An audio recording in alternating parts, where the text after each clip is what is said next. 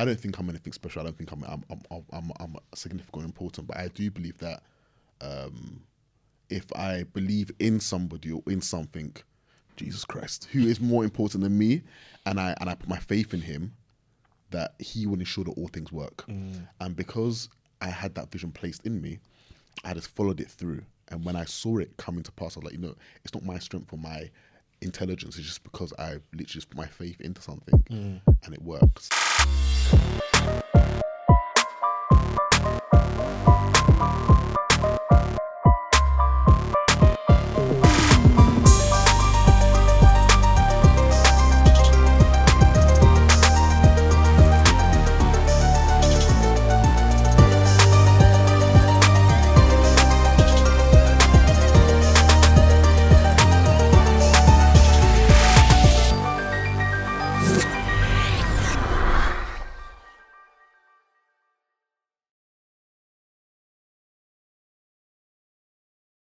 What's going on, people, and welcome back to the Blackprint, providing aspiring black entrepreneurs and business owners the blueprint to start your success story. I'm your host, Spainy, and today, guys, am I joined by a special guest, writer, mentor, award-winning serial entrepreneur, Samuel Brooksworth. Hey, morning, bro. How are you, my bro? I'm good, my bro. How are you? Not too bad, thank you. How's your journey down? I know it's It was, coming from a bit far. Right? it was a bit far, but for you, it's all good. It's so I good. appreciate that, man. I appreciate that. No, but look, thank you so much for agreeing to come down. I greatly appreciate it. I know you're a busy man. I know your time is precious. So not hopefully, I know it will be a good and useful conversation, especially for the listeners. So I'm looking forward to this one, man. But Samuel, for those who have been living under a rock, who are you? Not a rock, man. My name's Samuel Brooksworth, and I'm the CEO and founder of Remoteli. Jeez. So who's Remoteli then? What does Remoteli do? All right, so Remoteli is it's evolved over the years. How I just define now is it's a staffing business in essence. What we're doing now is we're pairing really good or the best talent in Africa with organizations and individuals around the world. So those who are looking for roles, looking for employment opportunities, whether it's freelancer or long-term employment, they go onto our platform, they sign up. And if organizations, again, are looking for top-tier talent, we ensure we have the very best talent across the continent of Africa on our platform. In all fields, whether they're recruitment assistants, IT assistants, software developers, whatever they may be, they're on our platform. Individuals or organizations go onto our platform, pretty much pair up with them via our AI automation tools. Nice. They can manage the individuals on the platform as well and pay them through the platform. Wow. It's all in one ecosystem that just enables them to hire, manage, and pay individuals on the platform. Wow. Okay. So that in and of itself sounds like a very interesting business. So one that I would love to delve into. But the thing about the Blackprint, right? Our thing is we want to understand how people got started in terms of what they're doing, how they kind of came up with the idea and whatnot. But before we come on to that, Remoteli isn't your first foray into business, is it? No. Well, no. I've tried or just dabbled in certain things. I'll probably say our first hour. Myself and my twin brother. When we were at university, we started selling t-shirts, and they were like Christian t-shirts. Okay. And I'll say that probably was our first venture into business. Okay. And that whole experience, that whole journey taught us a lot. And it's actually from that experience we ended up changing courses at university to study information technology and business studies, just because things were going so well with the t-shirt sales. I really wanted to understand more about business in general and see how we could further what we were doing. And through doing the program and doing the course, I learned a lot, which kind of helped. Okay. So you started off studying IT. So we started off studying sports science. So you and your twin brother did the exact same course and everything together. So we were doing sports science because, we didn't want, I can't speak for him. I didn't want to go to university at all. And my parents are very much, do what you need to do, but it needs to make sense. Okay. So if you're going to not go to university, explain to us an actual plan of what you want to do next. Interesting. And unfortunately for me, I couldn't explain what I wanted to do.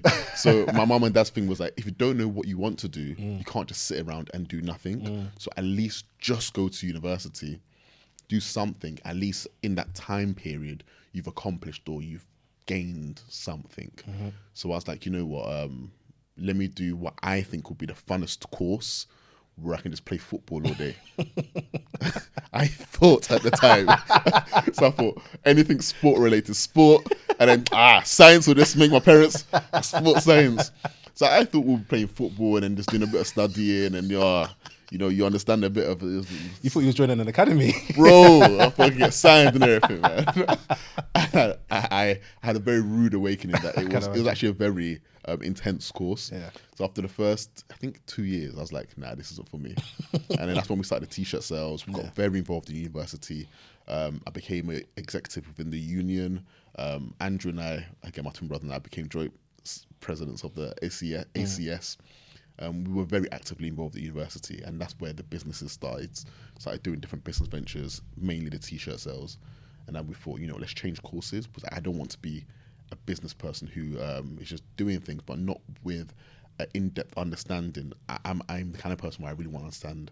If I'm doing something, I want to know. I don't want to just get my accountant to do everything for me. I want to know. I want to get it. I want to understand every function of a business. So I thought or believed that a course would help, and it did to a certain extent. So I was grateful I did it. Okay, what was it that because you mentioned about how your parents were saying, if you want to do something, make sure it makes sense. Yeah. Was it did you just not have anything that you wanted? How come you ended up going to uni then if you didn't want to go? So like most young people, so I had an injury in it.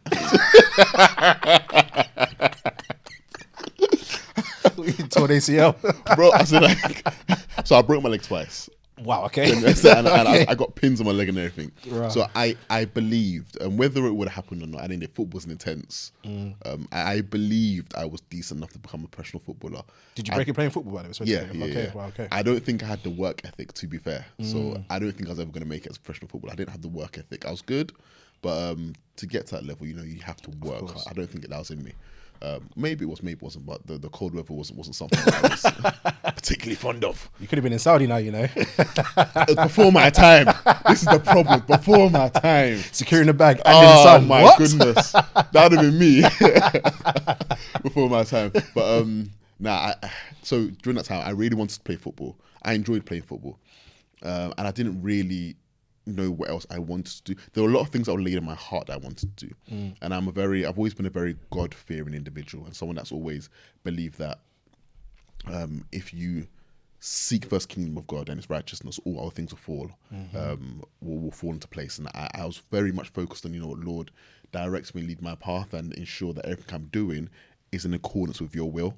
So I wanted to ensure that I didn't want to jump into things that didn't make sense to me. I wanted to be very purposeful of what I did.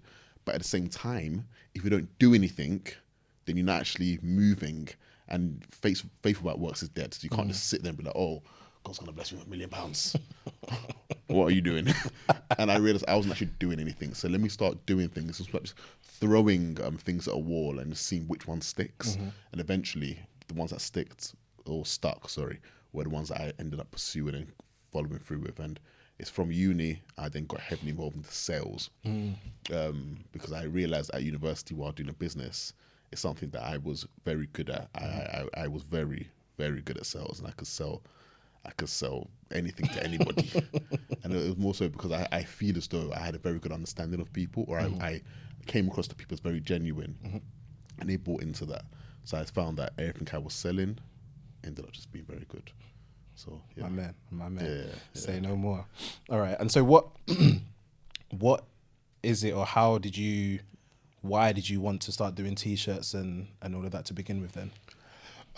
So I wanted something to show people about my faith in a very bold way, but in a very creative way. Okay. And especially back in my day, I'm a bit older than many individuals. Even though I may look a certain the grace, there's a certain grace, but I wanted a brand to proclaim my faith, but in a very creative or in a cool way.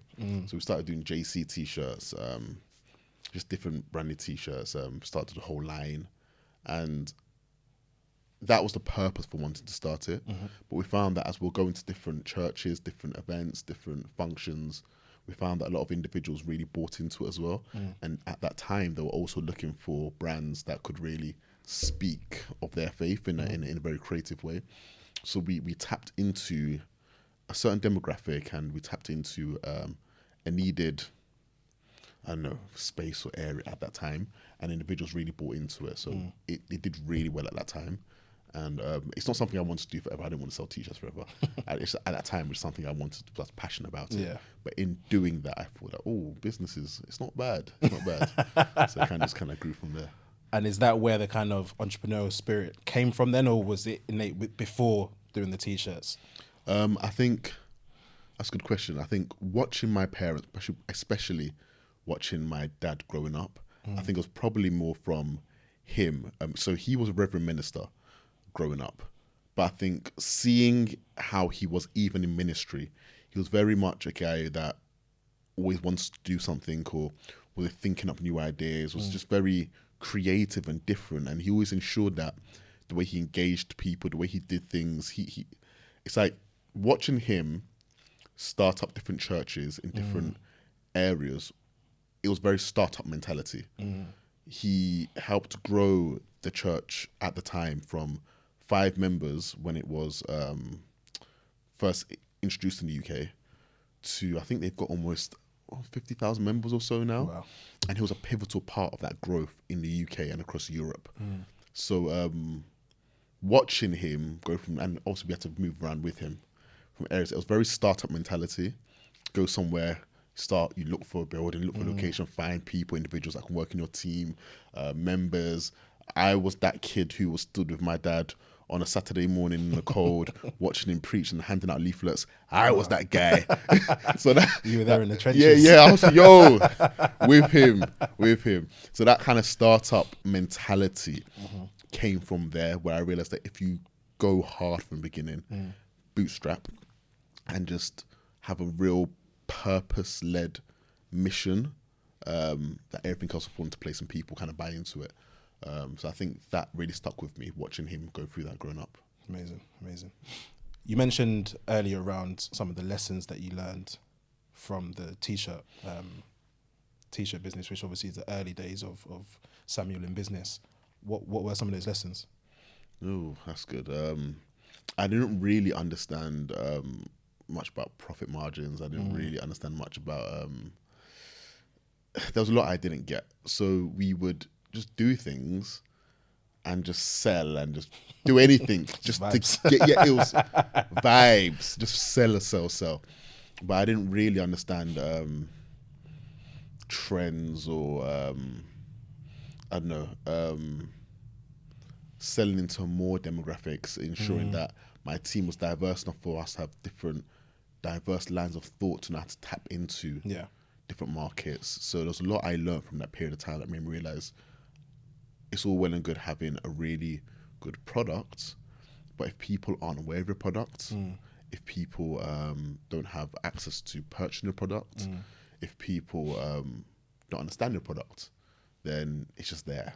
So there were so many things I had to learn in regards to messaging, in regards to getting in front of our audiences, in regards to creating that ideal demographic that I wanted to get into. Though it was really popular because the t-shirts looked good and they were amazing, I could have done more, and I saw that. So I really wanted to understand how I could get it to the masses, which is what got my brain kind of running in regards to growing a business. Nice. Okay. In research for this episode, I discovered you also started something called, is it Build and Master? Yes. So talk to me about that. Yes. So with Build and Master, that was pretty much after The Apprentice. Okay. So because at the time when I went onto The Apprentice, I had an idea, a concept similar to what I'm actually doing now with Remoteli. Sorry, I'm very sorry to cut you off. Let me stop you there then, actually, because what I'd like to do is go in chronological order. Okay. So The Apprentice was first. Yes. Let's talk about, we're not going to talk too much about it, but let's just talk about kind of the business around the time, your decision to go onto the show, and I guess what you learned from that, and then we can go into Build and Master, if that's okay. Yeah, cool. Thank you. Decision to go on the show wasn't actually my decision. It was the missus. Okay. She was like, You're saying happy wife, happy life. You understand? You understand?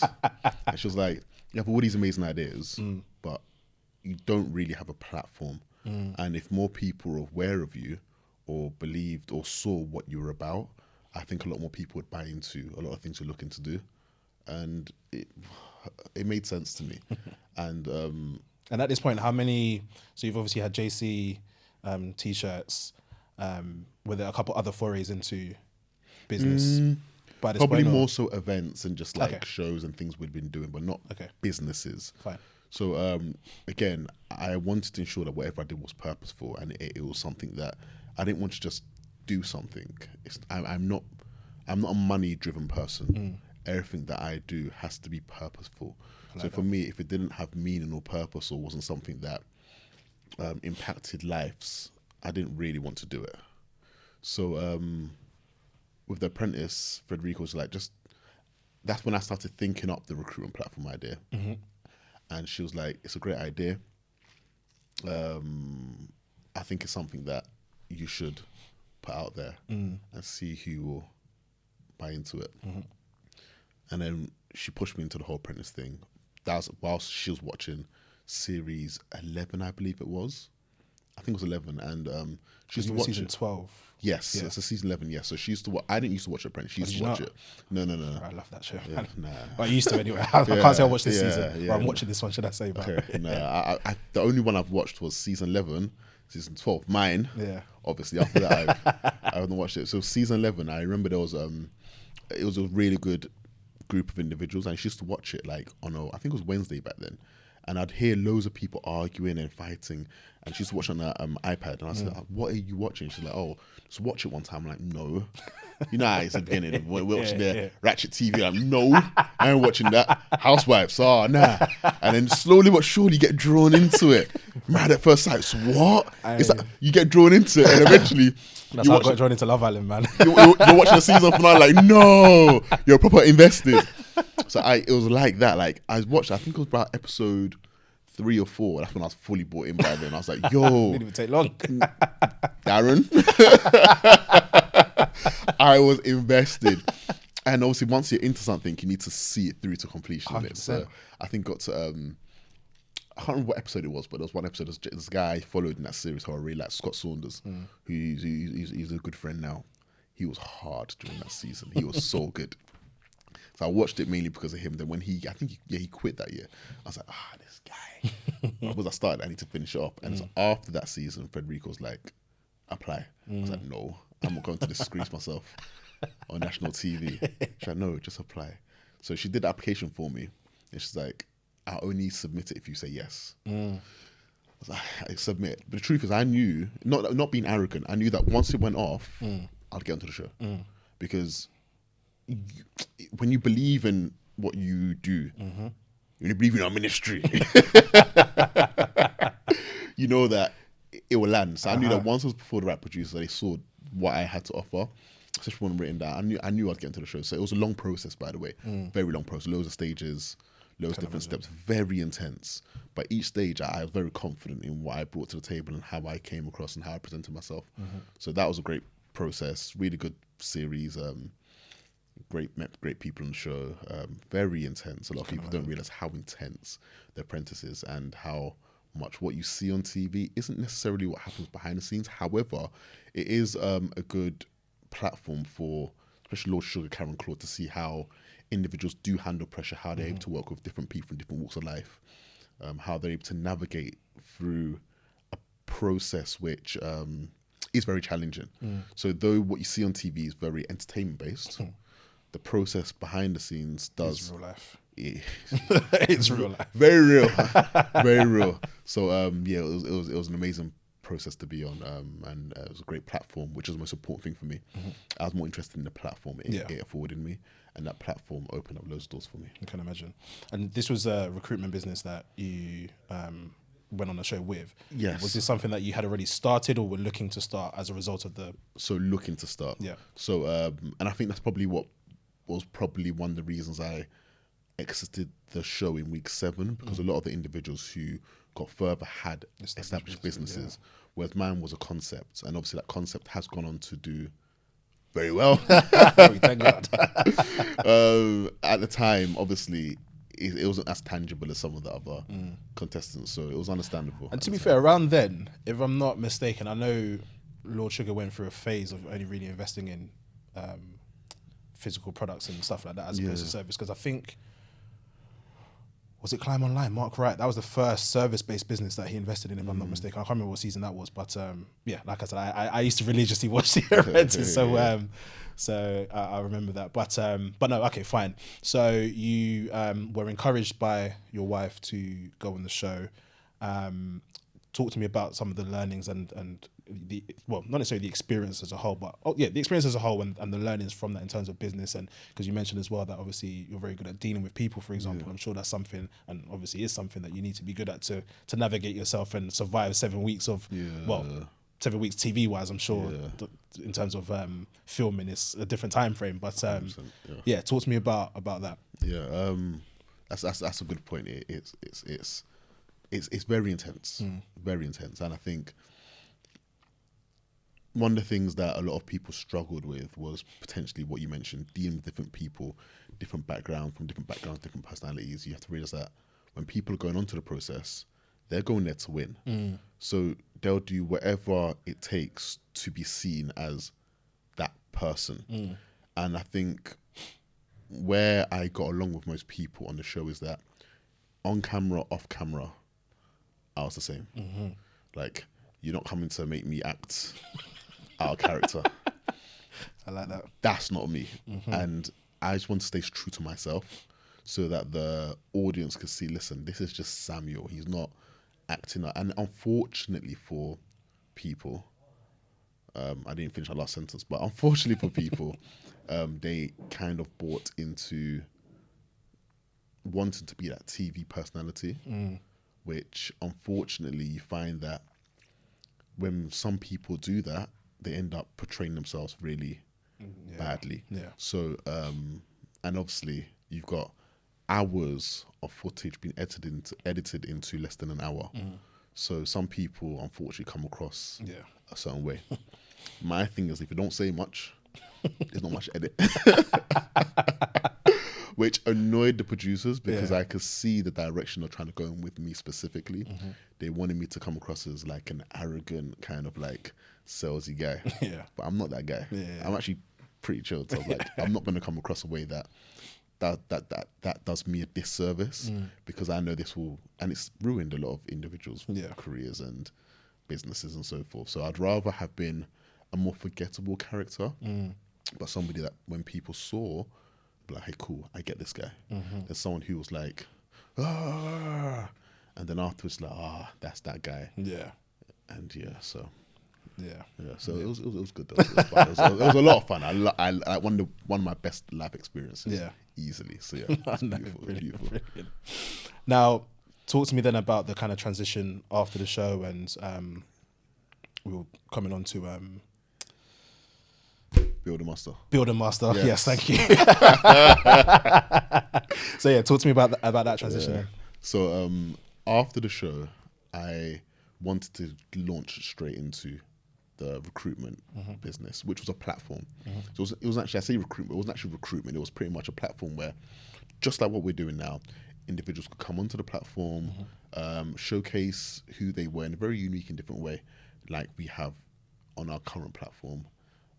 Get matched with organizational individuals who require their services, and then there's automatic pair, and then they can manage, pay, all on the platform, what we're doing now. But one of the things I quickly realized was it would have required a lot for us to get it done to the level in which I needed. But most importantly for me was the why behind why I wanted to do it at that time.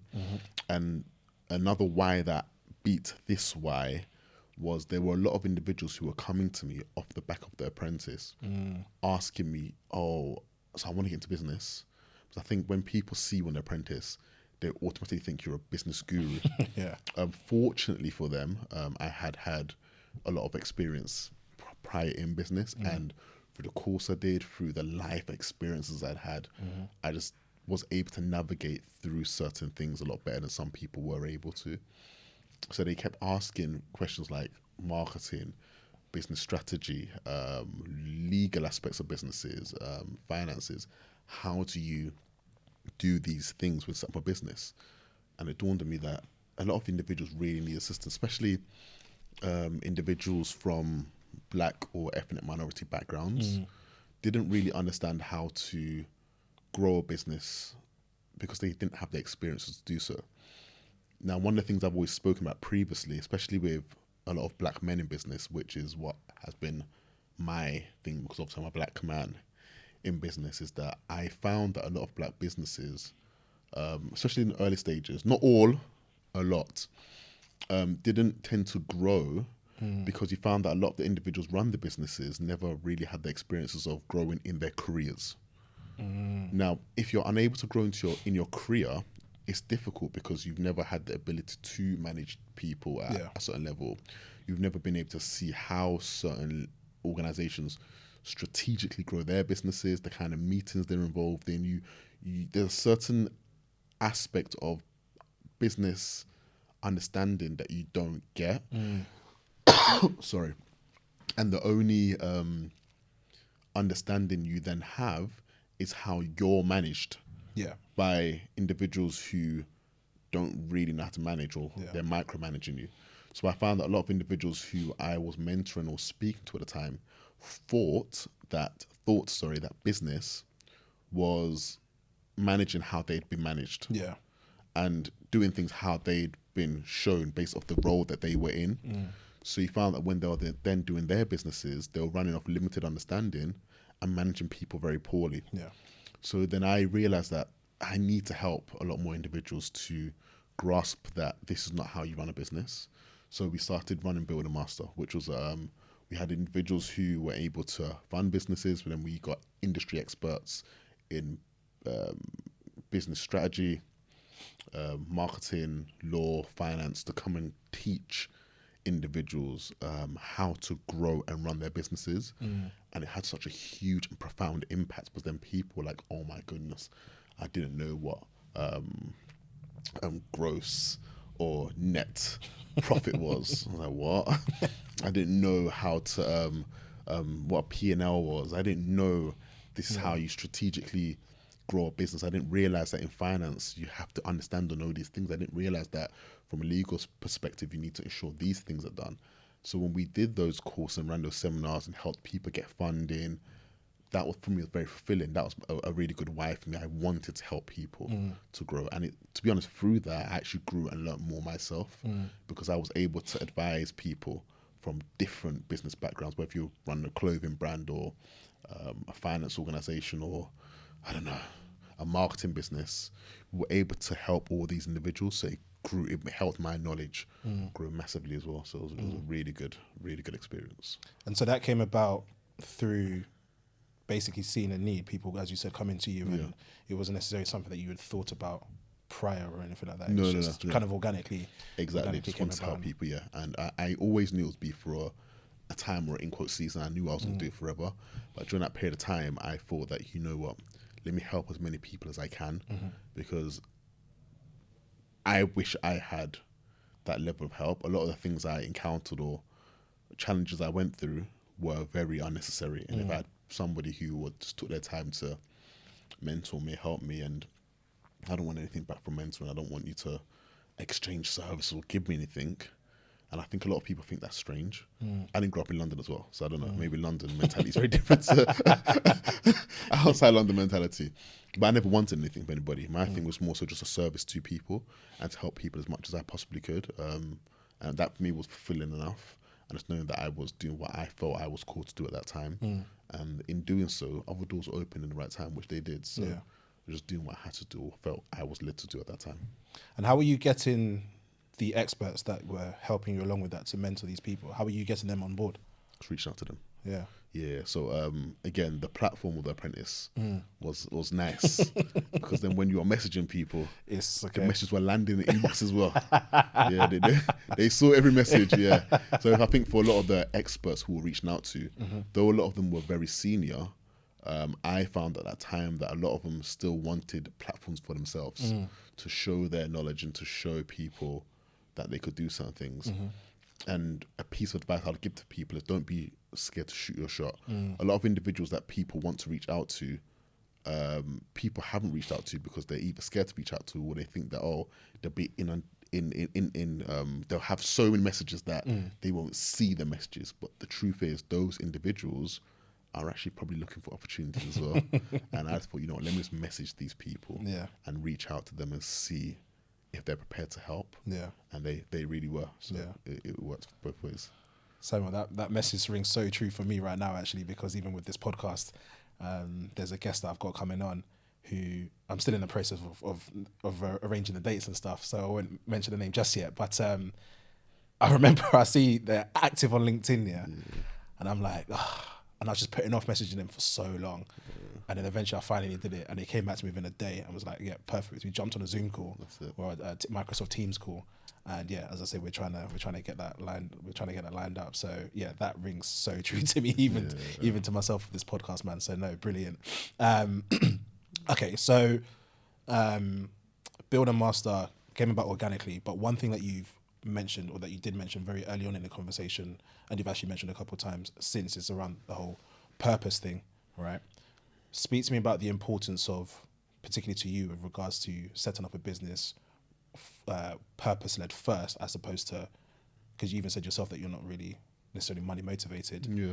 I imagine there's a lot of people who would want to go into business because they think it's a lucrative, whatever industry they're trying to go into is lucrative, or they may not even necessarily have a passion in what they're doing or even care about what it is they're doing. They just want to do it because they maybe see pound signs. Yeah. Talk to me about that dynamic, the mindset, and the importance of that you find having passion and purpose for what you're doing.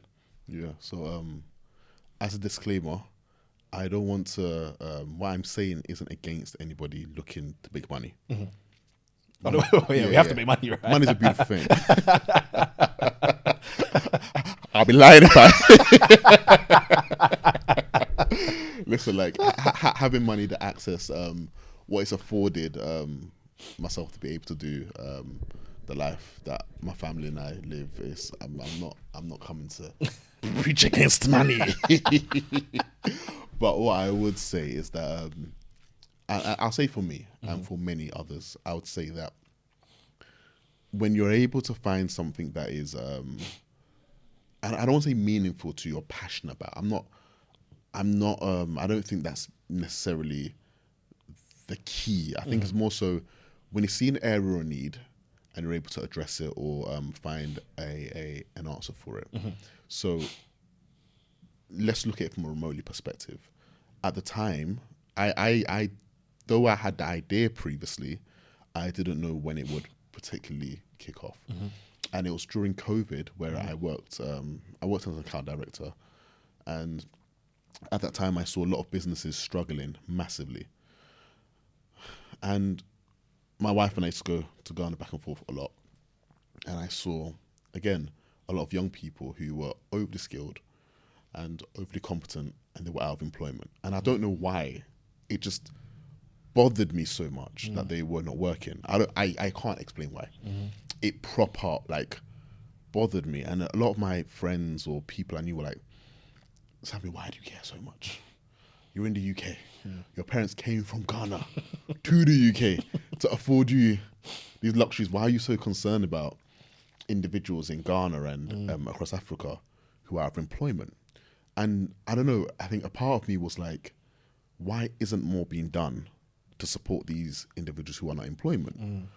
There's enough resources on the continent. There's enough individuals that can affect change. There's enough finances and organization in the continent. You do your research, you see that hundreds of millions / billions have been pumped into Africa over the last just decade for employment. Yeah, employment numbers are constantly rising. Where's the money going? Like, it doesn't make sense. Yeah. And it's like, it just, I don't know why. Like, I used to think to myself, if I was genuinely, I should have been born in Ghana. I would have loved to have been born in Ghana. It was literally just grace and time and opportunity that I was born in the UK. So you're telling me that because of where I was born is why I get more opportunities than my cousins in Ghana who are more intelligent than me. That makes no sense to me. And I used to think to myself, I can only imagine some of the young people in Africa who have all these amazing and brilliant ideas, who are in their bedrooms just crying at night, just want to like have money to go out and just to chill and just to buy their own home and go buy a ring for your girl or buy a house. And how frustrating it must be to be a young person on a continent, and then you're seeing all the money being floated around, yet you're in your situation you are, simply because nobody wants to put together an infrastructure to support you. I couldn't sleep for ages, man. Really? So Federico's like, if it means so much to you, let's start brainstorming. So we got to brainstorming, thinking what we could do. I prayed on it a lot, and it just like, it dropped on my spirit, like, this is it. Like the strategy came together. I was like, okay. So we just started putting it together, bringing on people on board who I thought could help at the time. And then it just got laid in my heart, go to Ghana. Just go to Ghana. I was like, nah, that's Lord. That's a bit crazy. Got my kids here. I'm comfortable at work. Mrs. is comfortable at work. We're living decent lives in the UK. This isn't making sense. Yeah. But I'm one of those people that once I feel something, I will do it. Yeah. And if I feel I've been led to do it, I'll jump straight into it. And I was like, you know what? I'm prepared just to risk it all to ensure that I live this out, because I'd rather do that than look back in 10, 20 years time and be like, that's powerful. I wish I had done it. I wish I'd done this. And, that's powerful. And it would always grind in my spirit that you didn't follow the leading that you had. Let me do it. Quit my job. My family and friends thought I was absolutely lost it. Yeah. My mum, dad didn't get it. Obviously. My mum didn't have the best experiences or memories of Ghana herself. So for her, she's like, you're trying to go back, and you understand somewhere that I left because of a lack of opportunity. Yeah. You're going back to create opportunities. This guy, she didn't get it. She's probably thinking, you don't think there's people with way more money than you, way more power than you, way more. So why would have done it by now? Exactly. It's like, why are you bothering so much? And whilst I was out there, I won't lie, like it has been challenging, but a lot of it was very smooth, because I feel as though when you're purpose led and you're meant to do something, things just fall into place. I remember one situation where I walked into one of the biggest buildings in Accra, on the main road. Independence Avenue is like a very prominent road with banks and different businesses. And I walked into one of the biggest business buildings there. I went straight to general manager. You know who you are, shout out. Good guy, very good guy. Mr. Jarpon, I love that guy, man. Walked straight in. And I said to him, I want to rent a floor in your building. I think the guy looked at me like, so, do you have a business? No. Do you have any staff members? No. Do you have, they used to take a year upfront deposit. Do you have a year upfront deposit? No. So, guy, what do you have? And I spoke to him about the vision. A dollar and a dream. I don't know how or why, but he was like, you know what?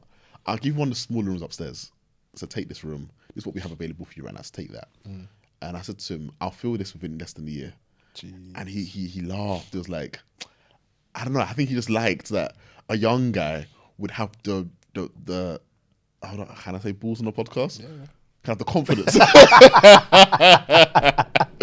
Hey, listen, you gotta be, have the confidence to walk into such a building and ask him that. Yeah. And he gave me the room, and we filled it less than a year. Wow. And he was like, this guy. So he moved us to a bigger floor, and we filled that. Wow. I think for him, it was like, I like this kid. Yeah. And it's people like him who saw the vision and genuinely from his heart wanted to help. We have a new manager who's come in, and different managers, individuals like shout out to the Rahels and the Yals. They all know who they are. They've done phenomenal jobs in supporting us on our journey. But it's really key because individuals like that have been the reason why Remotely has done so well. And the people who have seen the vision, bought into it, and supported us through it. It has been frustrating because there are many avenues for organizations and platforms and people to affect change in Africa. And it does get a bit, it can get a little frustrating because you look at the content, you're like, so much can be turned around so quickly, and it just isn't. And you think to yourself, why isn't it changed so quickly? And then you start to, when you're on the ground, you know, I'm not trying to. What's understood need not be spoken. You can see why, but it's a case where Africa, for me, is where it's at next. And it's important that as many people as can, diaspora individuals who are born abroad, come back to the continent and help to affect change. I don't believe in it. I'm not the savior of Africa or Ghana. I wasn't born in Ghana, so there's a lot of challenges on the ground that I naturally do not understand. But because we work so well hand in hand with local knowledge and knowledge from abroad, that's the only way it can work. And because I listen to them, they listen to me, and we work collaboratively to create change, that's why things have worked so smoothly. And I would ask that as many people as can and have the leading to go out and affect change in some way, shape or form, because it's through that the change will come. And it's happening. Yeah. Slowly but surely it's happening. Amazing. How do you go from walking into a massive building, main street in Accra, stepping in and asking the guy for an office space, no business plan at the time, not really anything tangible that you can show him to work off in order to convince him to give you that space? How do you go from that to filling the room out within the year? Faith. Believing in something as though it's there when it's not. And that's what I've always done. I saw Remotely as a finished product, even though there's nothing in my hand. And for most people, that's very impossible to do, or very impossible because it's like you need to be like Thomas, you need to feel and see and know that it's there. Yeah. But for me, it's a case where I don't think I'm anything special. I don't think I'm significant or important. But I do believe that if I believe in somebody or in something, Jesus Christ, who is more important than me, and I put my faith in him, that he will ensure that all things work. And because I had that vision placed in me, I just followed it through. And when I saw it coming to pass, I was like, it's not my strength or my intelligence. It's just because I've literally just put my faith into something and it works. And also just taking huge risks. I find that, and it's not everyone has to be a huge risk taker. If you're not a person who you feel as though you've been called to go and change the world, you don't have to be. Everyone's called, and I think that's what's really key. Everyone's called to do different things. And it's important that you stay in your lane and you do what you feel you're called to do. Some people are running out and doing things that they're not called to do. And they hit their head against a brick wall and they're like, why is this not working? Because you've not been called to do it. Some people have been called to do the most challenging things and they make it seem so easy. Why? Because they've been called to do it. So when it's for you, it will not pass you. And when you see these people walking so clean, you're like, wow, they're making it make sense. Yeah.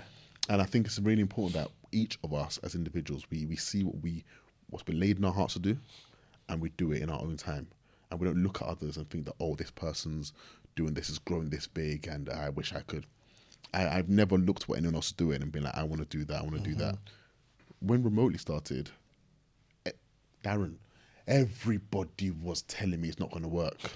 Why are you doing it? You're wasting money. We tried to raise investment. We got no investment. I had to put my savings into the business. No investment. A lot. This first time I'm saying it was podcast. There's times where there was no money in the account at all. And Frederica, my wife, was one. Listen, sugar mummy.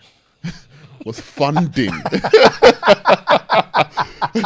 At one point, as in like, get your woman who believes in your vision. Now, she's living baby girl lifestyle. She's chilling. No, but it's the sacrifices she made. Yeah. Packed for life now. Wherever she wants, wherever she wants, she gets it.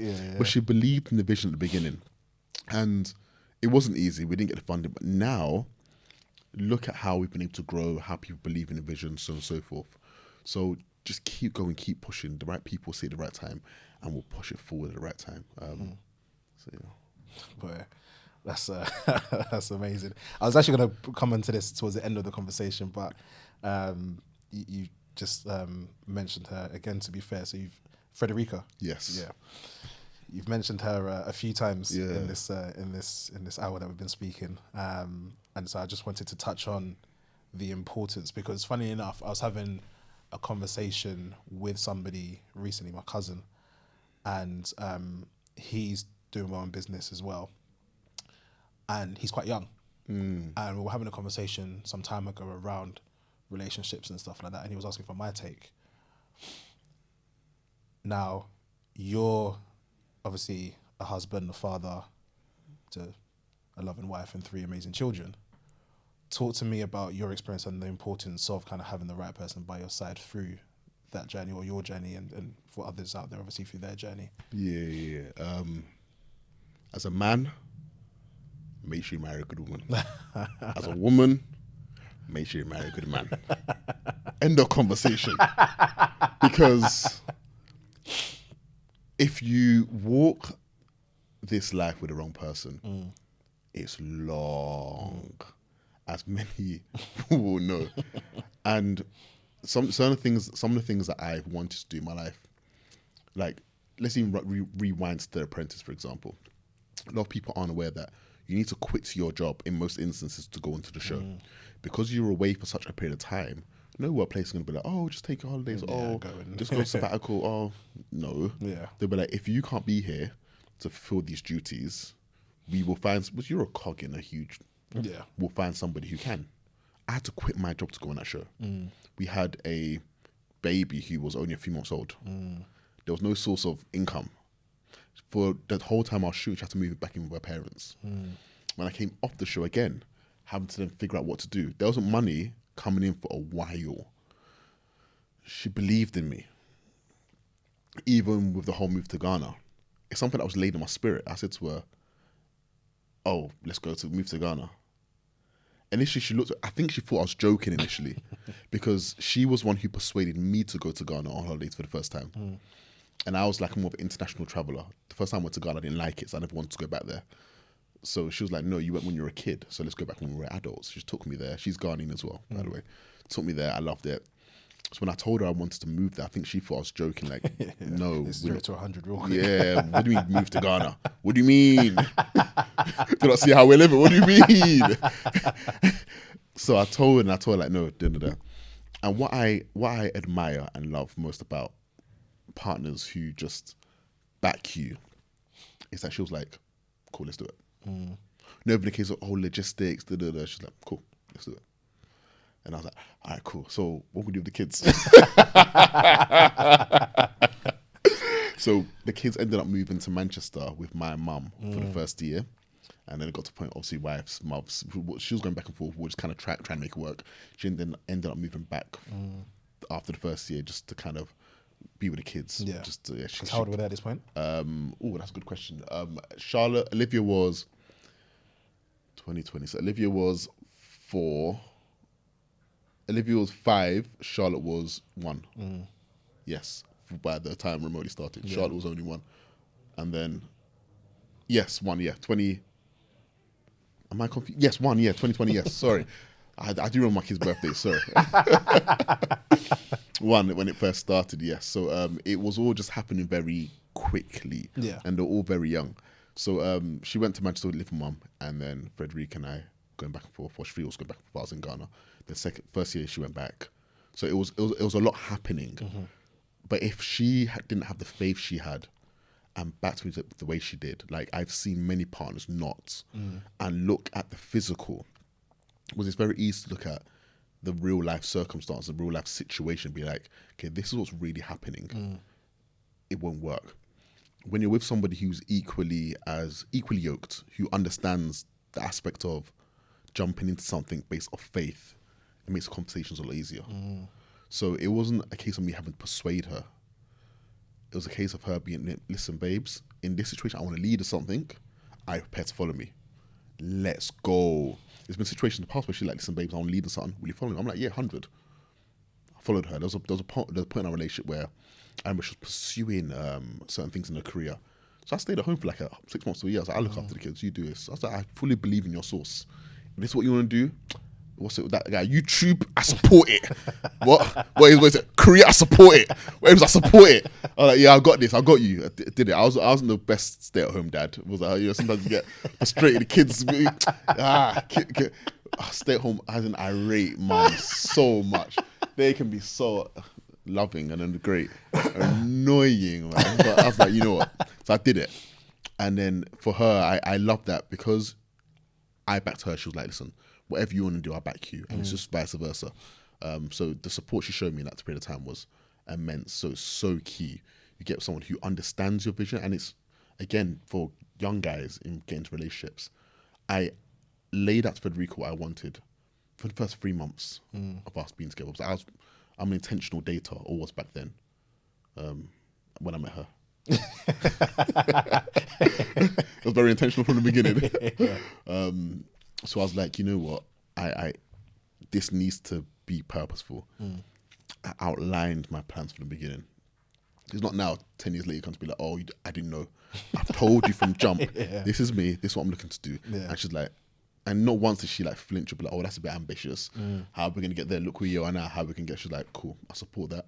Let's make it work. Nice. And if guys can do that with their girls, you won't encounter things later down the line because you've been transparent, open from the very beginning, and you've let her know what it's about. I also don't believe that you need to be the finished article to find a girl. Work with her. Take her through the trenches. Test that, even if you're a secret millionaire, test that character. I'm joking. I'm joking. I'm joking. But it's important that you understand each other, and then it works. It works. Brilliant. Shout out to the wife. He's holding it down, man. Shout out. Big shout amazing. All right. Now I'm very keen to understand, because obviously, as you know, obviously I've got a recruitment agency as well, for example, or obviously slightly different business model, maybe more traditional in the recruitment agency sense, but I mean, proper recruiting. Proper recruiting. That's what you want to call it. Recruiting, yeah. I guess for me, I'm sitting there, I'm like, okay, in the future, I'd love to kind of be working with clients in the UAE, in America, for example, maybe across Europe as well. Obviously, your platform, you are kind of international, if you like. You've got the hub in Accra. Yep. And you've got, I forget the countries, but I know you've obviously got offices and people working across and businesses that you support from across the globe. Yeah. How?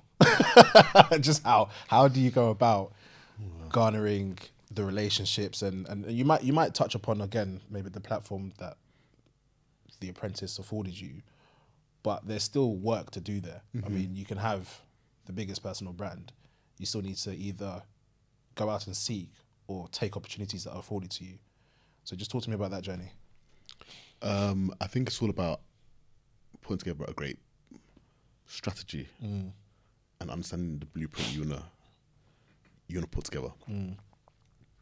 I've always been very strategic with what I've done. So even remotely, for example, I grew the business in phases. We've literally just launched phase 4 of the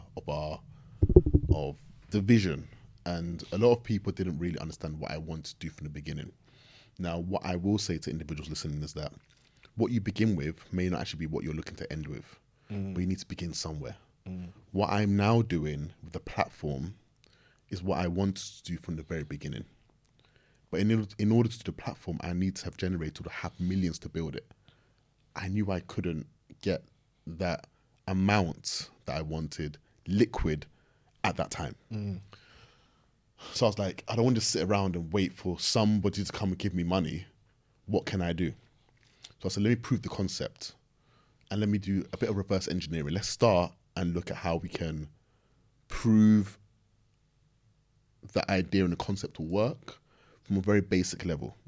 So what we did is went to Ghana, found people, hired them out to organizations around the world to show what competence, so that they could do the job, show that they were competent enough to work for top organizations. Cool.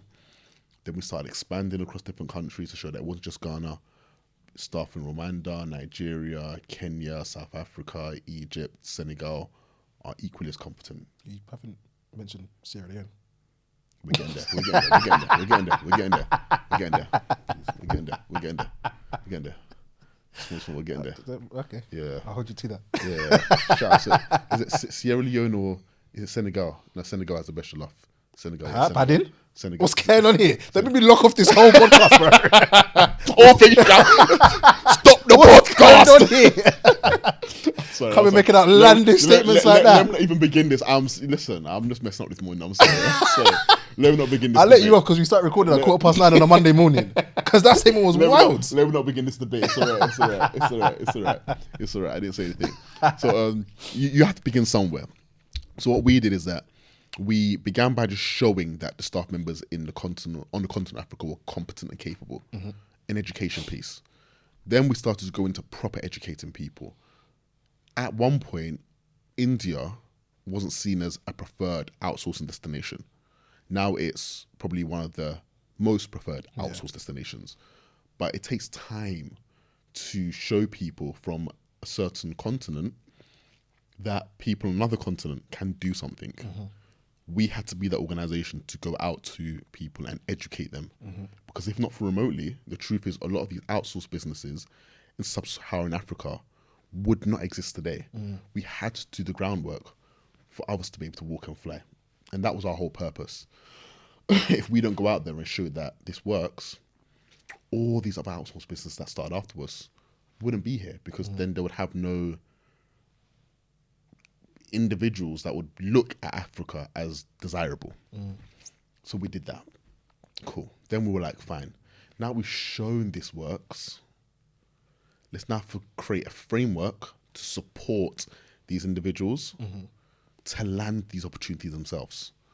So that's why we've been working strategically and working in a very step-by-step way. And then eventually we started gaining our own revenue that afforded us to be able to do the things we want to do, turning over the millions to afford us what we want to do.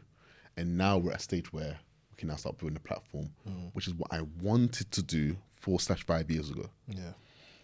So it's all about planning things. So yes, you may want to, like you mentioned, loads of people want to be that global international brand. You got to put things into plan it out. Cool. So I began this way. Next is that I need to bombard 2,000-3,000 organizations in Dubai this month with just emails. At least I'll land one. If you land one, word of mouth will spread. They can tell the others. It's somewhere in one of these offices. There'll be one person who works for business in the UK. Cool. Do a word of mouth referral. Get a UK brand. Same strategy. You got to be strategic with how you grow it. I think a lot of people just kind of want to get to the end goal straight away. It doesn't happen that way. So we were just we worked very methodically and ensured that what we wanted to do, we got there by following through very clear steps, which is what we've done now. And the key thing is structure. A lot of people don't realize that structure is what enables everything to work. And the example I like to give is that if you're in London, most people in London, a massive percentage of people in London, weren't born in London or didn't learn to actually drive in London. However, when you're in the streets of London, it's probably one of the safest places to drive. Why? Because you have so many structures, systems in place, it's impossible to drive through certain streets in London 100 miles per hour. Speed bumps, speeding tickets, what's it called? Flashing things. The speed cameras. Speed cameras.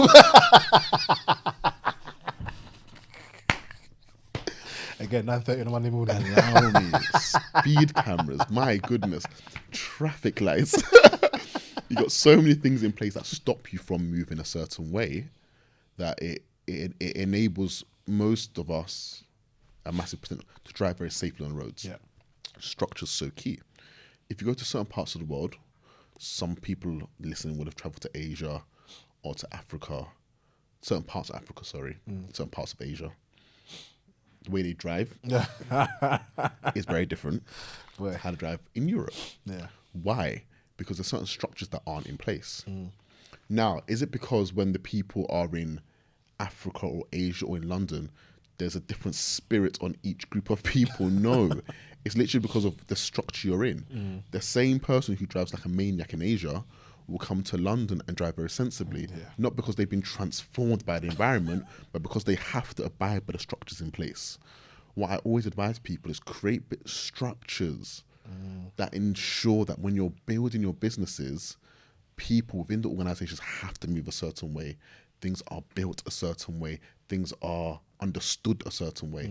And it enables, it makes sure that, that ensures that it grows a certain way. Because if you don't put the right structures in place, it will just be chaotic. And that's what's so key. Being structured with your business and your approach, how you grow it, and being very like, this is it, this is how I want to do it, and sticking by it. Obviously understand the landscape and pivoting where need be, but being structured with how you grow a business and how you phase it out over time. Yeah. No, brilliant. I like the analogy. That's because as you said, we've all been somewhere where they drive like there's no tomorrow, boy. Crazy. Wow. So you mentioned around people wanting the end result now, basically. Right? I'm curious as to kind of what the first few months in terms of bringing on board clients and businesses to work with were like for you. Was that, did that take some time, or were you able to use kind of connections and stuff like that in order to kind of bring somebody on board quite early on? Yeah, no, it's horrible, man. It's horrible. The truth is, it doesn't matter how well connected you are, how well known you are. There are celebrities who have businesses that have gone under. There are some billionaires and millionaires who've become billionaires and millionaires, who've tried to set up other businesses that just haven't been successful. The beginning phases of any business are like, we've mentioned this word on many occasions, literally the trenches. You need to humble yourself and do you can literally send out thousands of messages and only get one response. Yeah. And a lot of people don't realize it's just a numbers game at the beginning. And that's where most people don't succeed. They'll get knocked back by the rejections they receive and think like, oh, it's not going to work. I literally sent out in the first, if we started September, we started remotely, in September 2020. We didn't get our first client until November, December. And that was off the back of thousands of messages each month up until November. Like, not exaggerating, thousands. Not in most weeks, not even a single response. Yeah. It got to the point where I was like, is what I'm doing even sensible? Am I just wasting my time? Yeah. How can I message over 1,000 people and not one person sees interest in what I'm doing? Yeah. But they made me realize that it's just a numbers game. Yeah. Because most of the people who we're reaching out to, it's all about understanding things from different perspectives. It's a new concept. What you're selling to them, they could get other places. Do they really have you built that trust, that understanding? Do they get what you're doing? There's so many different factors around it. It takes one person, which it did, to jump on, and then from that point onwards, the floodgates of heaven just opened. And once that one person jumps on it, or that one organization jumps on it, even if it's just word of mouth, and that's what happened for us. Yeah. Once we had that one breakthrough, it's like suddenly the thousands or the hundreds of messages that were unanswered suddenly became answered. Yeah, so it's like it worked from that perspective. So I'll say that it's very difficult at the beginning. Yeah. Very, it will seem almost impossible, but you have to keep persevering. If it was easy, everybody would do it. Yeah. And a lot of people don't realize that there's a reason why there are only a certain amount of millionaires and billionaires. Why they're minority and not majority. They're the ones prepared to work or do things at a level or at a level that most just aren't prepared to go to. And if you want to be that guy or that girl, you need to push yourself more than others. Yeah.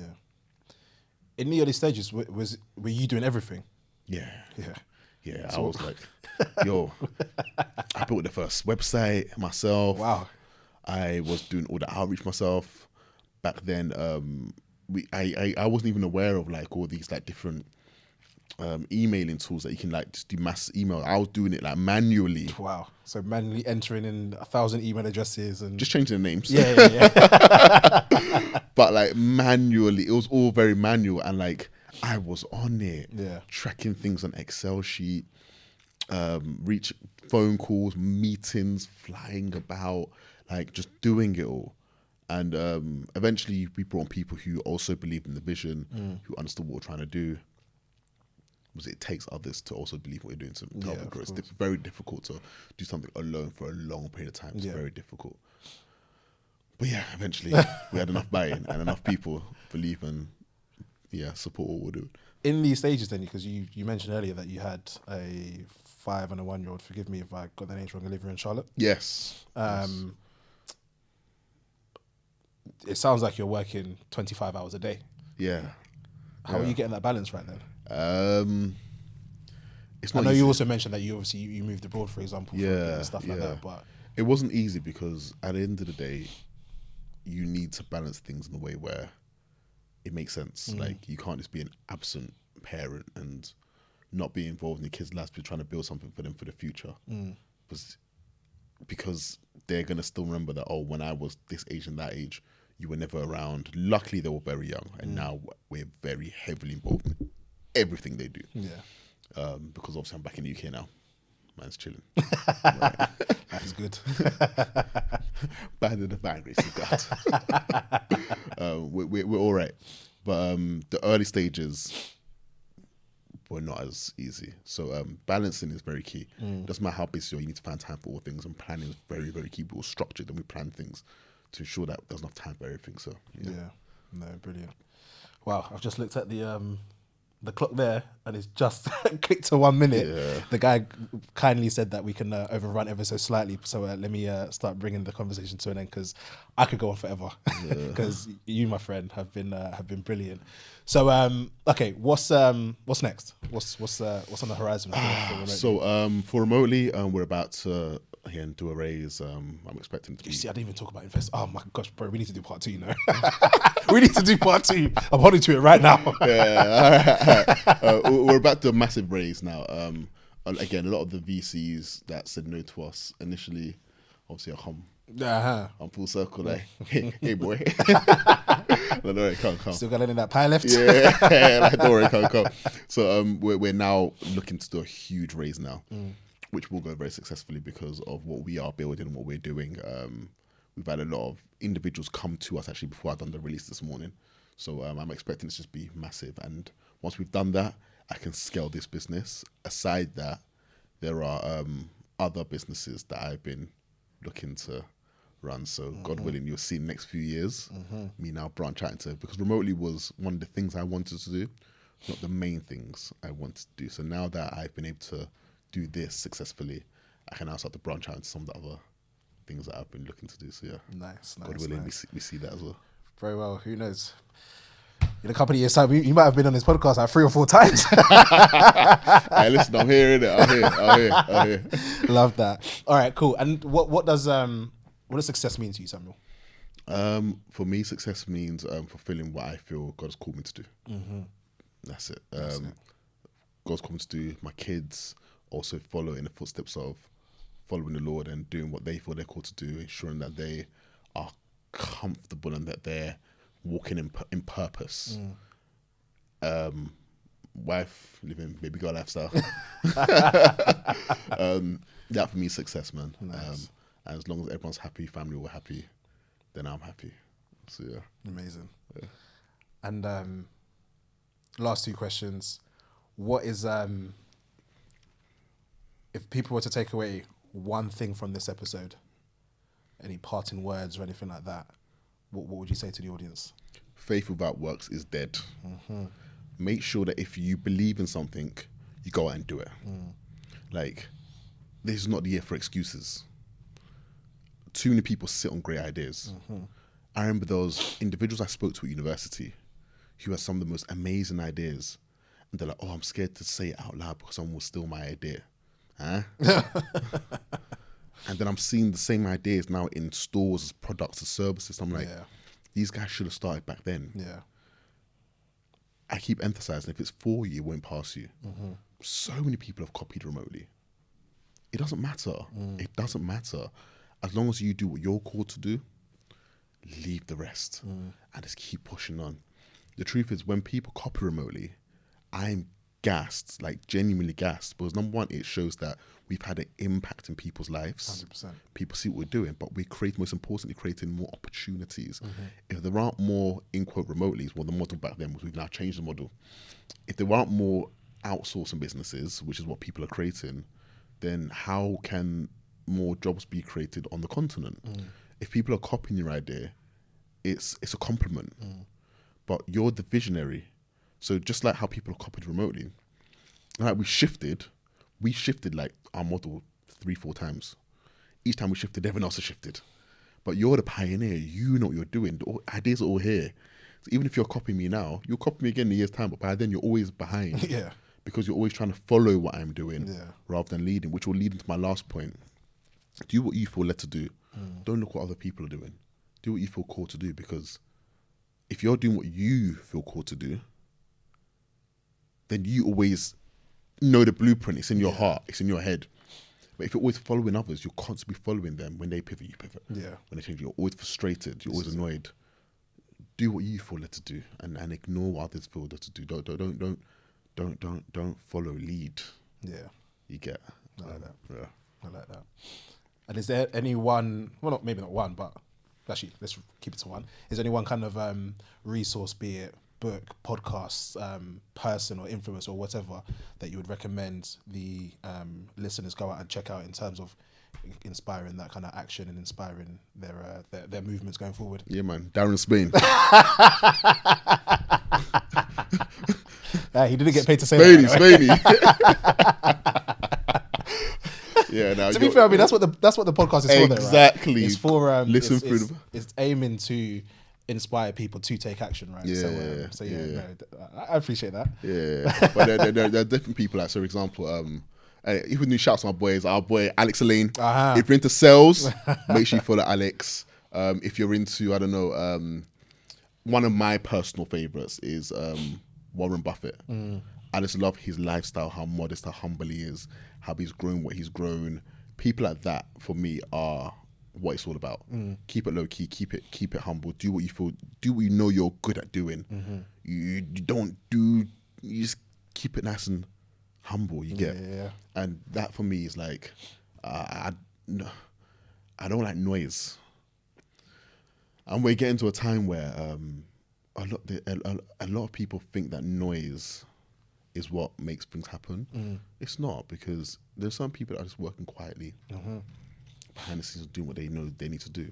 And eventually when you keep doing that, you find that the opportunities come and you're doing what you need to do. So don't focus too much on noise, and don't focus too much on like the extravagant and all. Don't worry about all that. Just do what you feel led to do. And at the right time, all things will fall into place. You don't need to be the loudest in the room or the most popular in the room. It all really doesn't matter. You could be the loudest, most popular, but be the same person crying at time, because there's nothing in your pockets. But someone who's not the loudest, not the most, is there, uncomfortable. So just do what you feel led to do, just be cool, and just do what you feel led to do. And when you move in faith, everything else will fall into place. So yeah, I like that. Wow, Samuel, where can the people find you? Instagram. I don't really use Twitter, but my handle on Instagram is Samuel Brooksworth. Twitter, S Brooksworth. LinkedIn, Samuel Brooksworth. Remotely, Remoteli. That's it. Wow, bro. Thank you. It's been an absolute pleasure. That's been a very inspiring conversation, and one that I've taken personally a lot of gems from, and I know that the people listening and watching will also do the same. So thank you so much for your time. I greatly appreciate it. Thank you for having me. We are going to have to do a part 2. So Don't worry, I'm here. because yeah, there's been a lot. The list of questions which I didn't even read. Yeah. So I've got questions on there. Investment was one of them. There's a lot that we need to tap into still. That again, I know the people will learn a lot from. So no, thank you so much for your time. I greatly appreciate it. Thank you, man. Thank you. Wow, guys, look at that. Another episode in the bag. Fantastic guest, Samuel Brooksworth, CEO and founder of Remoteli, doing big things. He's giving you the handle, so check it out. And wait, what's that? Okay. Guys, VAR. He's just confirmed that Sierra Leone and Jennifer Rice is the best. Would you look at that? Would you look at that? Unbelievable. Listen, I'm not involved in this. I'm not involved. As a Ghanaian jollof is the best. There we go, done. We are done. Oh my days. But hey, guys, it's been an absolute pleasure. Make sure you like, share, comment, subscribe, all that good stuff. Check out Samuel and all his handles that he's given you. And we will catch you on the next episode of The Blackprint. Peace.